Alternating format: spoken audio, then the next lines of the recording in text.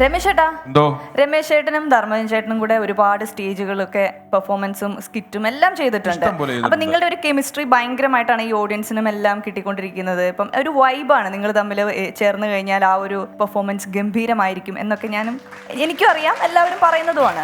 അപ്പം എന്റെ ഒരു സംശയമാണ് കേട്ടോ, എളിയ കലാകാരിയുടെ സംശയമാണ്, നിങ്ങൾ തമ്മിൽ വല്ല പിണക്കവും ഉണ്ടാവാറുണ്ടോ? നമ്മൾ തമ്മിൽ അങ്ങനെ ഇതിനു മുമ്പ് ഞാൻ ചോദിക്കാൻ കാരണം ചിലപ്പോ പിണങ്ങിയാൽ 5 മിനിറ്റേ ഉള്ളൂ എന്നൊക്കെ കേട്ടിട്ടുണ്ട്. ഓ എന്റെ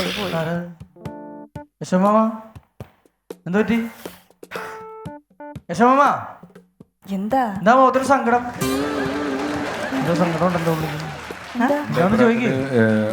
ധർമ്മ പുള്ളി ഇങ്ങനെ പല സംഭവങ്ങൾ ഇട്ടുകൊണ്ട് വരും. എന്റെ ഒരു അനുഭവം കൊണ്ട് പറയാം. അല്ല ഇത് ശരിക്കും ആ കൊച്ച് നമ്മൾ തമ്മിൽ പിണക്കം ഉണ്ടോ എന്ന് ചോദിച്ചുള്ളൂ. നമ്മൾ തമ്മിൽ പിണങ്ങേണ്ടി വരും. അതുകൊണ്ട് പറയണം, നീ ഇതിൽ ഇടപെടാതിരിക്കുകയാണ് നിനക്ക് നല്ലത്. അങ്ങനെ പറഞ്ഞാൽ എങ്ങനെയാണ്? നമ്മുടെ കൂടെ എപ്പോഴുള്ള ആളല്ലേ, അപ്പൊ പുള്ളിയുടെ സങ്കടം എന്താണെന്ന് നമ്മൾ അറിഞ്ഞിരിക്കണ്ടേ? ഇടപെടാതിരിക്കുകയാണ് നല്ലതെന്നാണ് എനിക്ക് തോന്നുന്നത്. അല്ല ഇല്ല, എന്താ മാമ നീ ഇടപെടണ്ട. നീ അങ്ങനെ ഇടപെടണ്ടെന്ന് പറഞ്ഞു കഴിഞ്ഞാൽ അങ്ങനെ ശരിയാണ്. കേശവമോഹനെ കാണാൻ തുടങ്ങിയിട്ട് എന്ത് പറ്റി?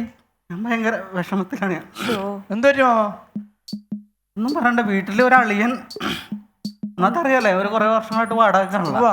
അപ്പൊ എനിക്ക് ലോൺ എടുത്ത് കുറച്ച് സംഭവങ്ങളൊക്കെ സെറ്റ് ചെയ്ത് വെച്ച് മെനകെട്ട അളിയൻ വന്നിട്ട് അതൊക്കെ വാങ്ങിച്ചുകൊണ്ട് പോയി. എൻ്റെ ഭാര്യ എന്നെയായിട്ട് അടികൂടിച്ച് ആ പൈസ കൊണ്ടുപോയി.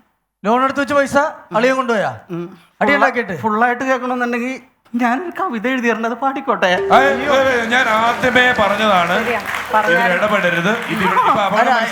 ഇടപെട്ടതിൽ സോറി. കവിത എനിക്കറിയാം, പാട്ടിലോ കവിതയിലോ ഇത് വരും എന്നുള്ളത്. ധർമ്മം കേൾക്കണോ? എനിക്ക് സങ്കടങ്ങള് ഇല്ല മാമ, ഞാൻ സോറി. എന്താ സംഭവിച്ചെന്നുള്ളതിനെ എഴുതി വെച്ചൊക്കെയാണ് പറഞ്ഞു അത് പറഞ്ഞാൽ മതിയില്ലേ? അല്ല ധർമ്മജൻ ചേട്ടാ, പാവല്ലേ? എനിക്ക് താല്പര്യമില്ല. അല്ല എന്റെ ഒരു റിക്വസ്റ്റ് പ്ലീസ്, കാരണം കരഞ്ഞു. ഷെഫി പറഞ്ഞിട്ടാണെങ്കിൽ എന്താന്ന് വെച്ചാൽ ശരിക്കും മാമ പാടിക്കോ, പാവല്ലേ?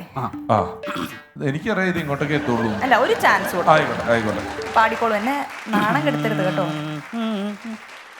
പൊള്ളാച്ചിക്കാരാവാ അണ്ണാച്ചി ബ്ലേഡൊന്നു വാങ്ങാൻ ഞാൻ.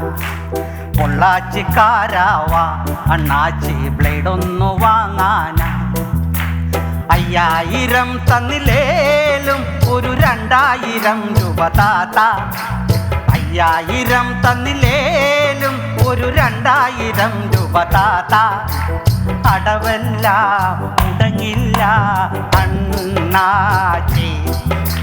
പൊള്ളാച്ചിക്കാരാവാ അണ്ണാച്ചി ബ്ലേഡൊന്നു വാങ്ങാനാ.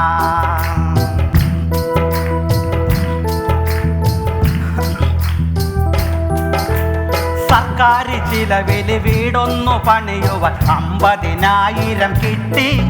അത് പുട്ടടിക്കാനായി തട്ടി. സൊസൈറ്റിക്കാരുടെ ബാങ്കിൽ നിന്നും അല്ലറ ചില്ലറ വാങ്ങി.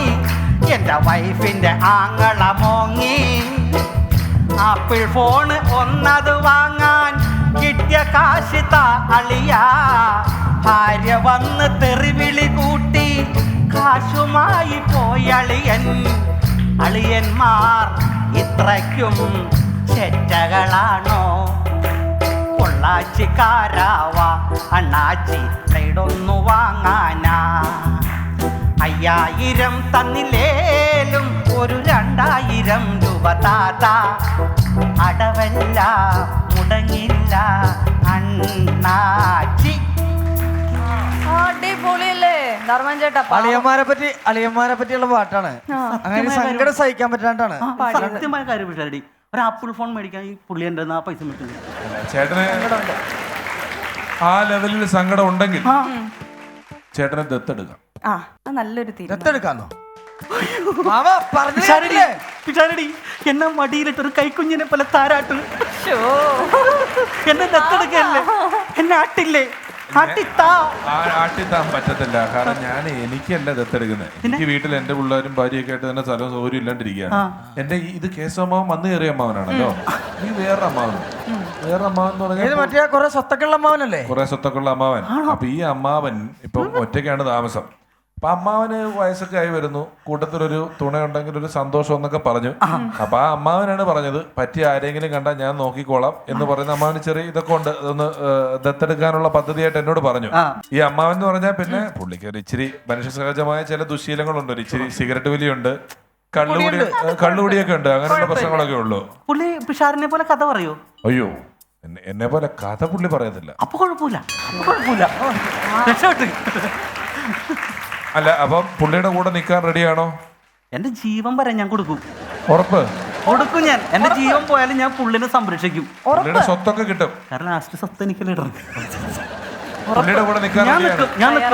ഇനി എന്ത് സംഭവം, പ്രകൃതി ഇടി വെട്ടി തകർന്നു വന്നാലും ഞാൻ പുള്ളൊപ്പം നിൽക്കും. കാരണം നമ്മൾ ഇന്നാള് ഇത് TT എടുക്കാൻ പോയപ്പോ അമ്മാവന്റെ ബ്ലഡ് പരിശോധിച്ചല്ലോ, ഞാനത് എന്റെ മറ്റേ അമ്മാവന് കൊടുത്തിരുന്നു.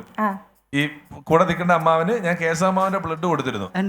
അതെ, അപ്പൊ പുള്ളി ഇപ്പൊ ടെസ്റ്റ് ചെയ്തപ്പോ അവര് പറഞ്ഞത് ഓക്കെ ആണ്, കുഴപ്പമൊന്നുമില്ല, നിങ്ങളുടെ കിഡ്നി ആ അമ്മാവന്റെ കിഡ്നിയുമായിട്ട് മാച്ചാണ്.